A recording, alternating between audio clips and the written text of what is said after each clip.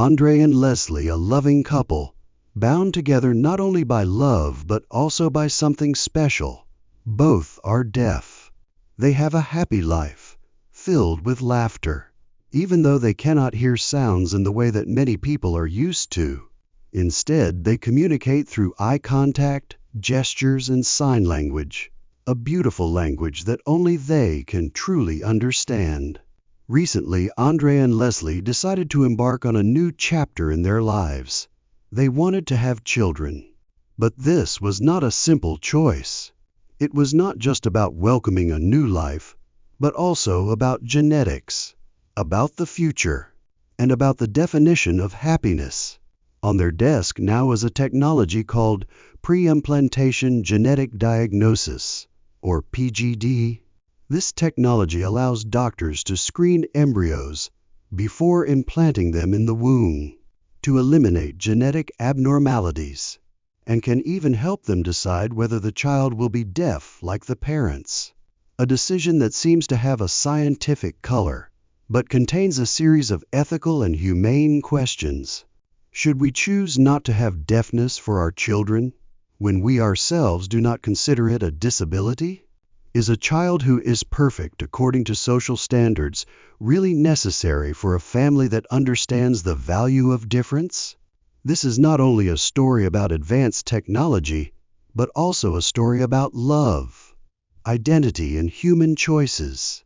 In an era where science can deeply intervene in life from the beginning, PGD, or pre-implantation genetic diagnosis, is a major breakthrough in modern medicine.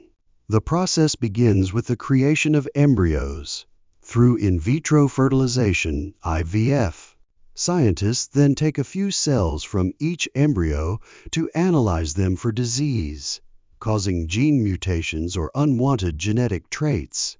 Only the good embryos are selected for implantation, helping parents avoid passing on serious health conditions to their children.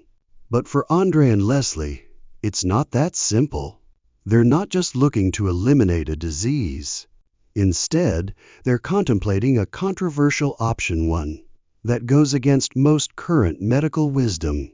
They want to choose an embryo that carries the deafness gene. Why?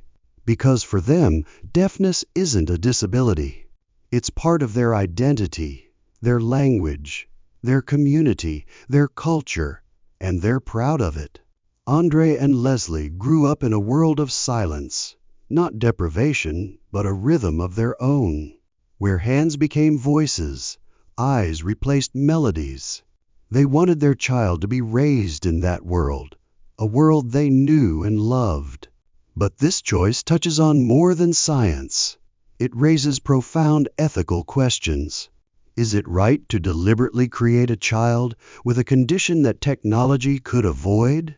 Who defines what is as normal? And where is the line between choice and intervention? For Andre and Leslie, this is not a technological game. It is about love, about identity, and about how they want to build their family. But for society, it may be one of the most contentious debates about the future of genetics. Is it ethical for parents to deliberately choose a trait like deafness for their children? This is more than a simple question of personal preference. It's a question that goes to the heart of biology and philosophy, where science meets ethics. This question thrusts us into the center of a heated debate in bioethics. Where is the line between parental choice and the rights of the unborn child? Is every technological intervention good, as long as it fulfills human desires? Or are there limits that we should not cross, no matter how scientifically capable we are? While some have argued that PGD is a tool to eliminate suffering and disease, this case presents the opposite situation, using technology to create a condition that modern medicine is trying to prevent. This raises big questions. Is deafness a disability, or is it a form of cultural identity? Is this choice loving or coercive? And ultimately, who gets to define what is as normal? This is not just a debate about genes or medicine, but a story about the meaning of human diversity, about freedom and limits, about how we shape the future of humanity. Philosopher Julian Savulescu has put forward a controversial principle called procreative beneficence. According to this principle, if parents have the ability to choose traits for their children, they should choose traits that give them the best chance of life. Sounds simple, right? Who doesn't want the best for their children? But this is where the great debate begins. What does a best life really mean? Is it perfect health, longevity, superior intelligence? Or is it the ability to love, empathize, and find happiness in the simple things? Who should set the bar for the best life? Parents? Society? A scientific panel? And when everyone is aiming for an ideal standard, what happens to the diversity that makes humanity beautiful and powerful? These questions are not merely philosophical. They go to the heart of the debate about technology, freedom, and ethics. Are we really seeking a better future for our children? Or are we opening the door to a world where everything has to be standardized? It sounds simple, but behind it lies a complex maze of definitions, values, and self-determination. So the best life, who gets to decide?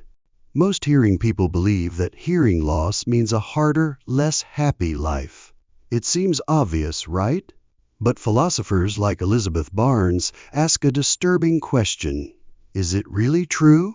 Barnes calls this way of thinking the bad difference view, the assumption that disability is always a disadvantage, a minus in life. But is this really true, or just a social stereotype? Barnes offers a radically different view, which she calls the mere difference view. Being deaf is neither better nor worse. It's just different. Imagine a deaf child growing up in a sign-speaking community. For them, hand and eye contact are as natural as breathing. The vibrations that travel through the ground are the rhythm of life. Is it really less happy? Or is it just another journey in search of meaning and connection? This question makes us pause and think, what defines a normal life? Have we confused difference with deficiency? And do we have the right to dictate the experiences of others based on the views of the majority? Barnes emphasizes that disability is not a tragedy. It is a different kind of existence, a world with a unique language, culture, and way of feeling. What we see as loss in their eyes may be an important part of their identity and pride. For Andre and Leslie, deafness is not a limitation. It is not a minus in their lives, but a deep part of their identity. Their lives are filled with connection sign language conversations under soft lighting, laughter as they share stories in the deaf community, holidays where hands dance to music. They grew up in a world where communication was not based on sound, but on eye contact, gestures, and the subtlety of finger movements. It is a rich culture where silence is not empty, but a meaningful space. And now, when it comes to having children, Andre and Leslie want to pass on those values to their child's sign language, pride in their community, and a sense of being completely understood. For them, a deaf child is not something to be afraid of. On the contrary, it can be a bridge to strengthen the bond of love in the family. They believe that in a family like theirs, a deaf child will not feel deprived, but will feel welcomed, in tune, and loved in the deepest way. Philosopher Robert Sparrow once made a controversial point. Perhaps parents raise better children if they come from the same culture as themselves. If that's true, does Julian Savulescu's principle of procreative beneficence, which encourages parents to choose traits that will give their children the best life, really support Andre and Leslie's choice? On the surface, this seems plausible. If a deaf child grows up in a deaf family where sign language is the first language, where a culture of silence is respected, then that child will feel connected, loved, and understood from the start. But then another big question arises. If we accept this argument, are we opening a dangerous door? If everyone chooses to be most like themselves for their children in hearing, skin color, even personality, what will become of society? A world divided into distinct cultural bubbles, where diversity is no longer something to be cherished, but something to be rejected? Are we unwittingly entering a realm where personal choice becomes a means of maintaining the species in a closed way? This is the thin line between reproductive freedom and the risk of turning it into the kind of human design that humanity once feared. If we start selecting traits to avoid what we consider disadvantages, where does it stop? Does it stop at hearing? Or does it go further? Gender, sexual orientation, skin color? Philosopher Adrienne Ash warned of a dangerous trap. This mindset implicitly affirms that some lives are less valuable than others. Imagine a society where every trait is scrutinized, where every difference is erased in the name of the best life. This not only erodes natural diversity, but also instills a toxic message that differences are mistakes that need to be corrected, and that is a dangerous and cruel idea.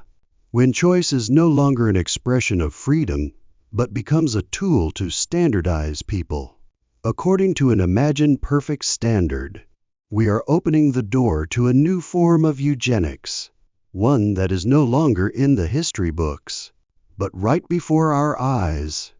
Andre and Leslie now face a hard truth. No matter how advanced modern technology is, no one can guarantee a best life for a child. They realize that being a parent is perhaps not about arranging everything perfectly, but about learning to accept their child for who they are, with all the unknowns and surprises that lie ahead. Maybe love lies not in controlling fate, but in acceptance. And maybe the best choice is not to try to decide everything, but to trust life, to let it lead the way. In that moment, Andre squeezed Leslie's hand. They didn't know what the future would hold, but they knew one thing for sure. They would love that child, whoever he or she was, whatever the world might define. And perhaps that was the best life any child needed. Technology gives us unprecedented power, the power to shape life from the moment it is just a spark of hope. But with that power comes an uncomfortable burden, responsibility. And that responsibility brings with it questions that science, no matter how advanced, cannot answer with numbers or formulas. Andre and Leslie are facing that. Before them are two paths. One is the active choice, where they can decide the characteristics of the child from the beginning. The other is to let nature write the story, with all the surprises and risks that come with it. So, which should they choose? Control, to seek perfection as they wish? Or acceptance, to let life unfold in its own way, even though no one can predict it? This is not just their question. It is the question of our time. As technology opens the door to the future, should we step through or stand back, letting life retain its mystery?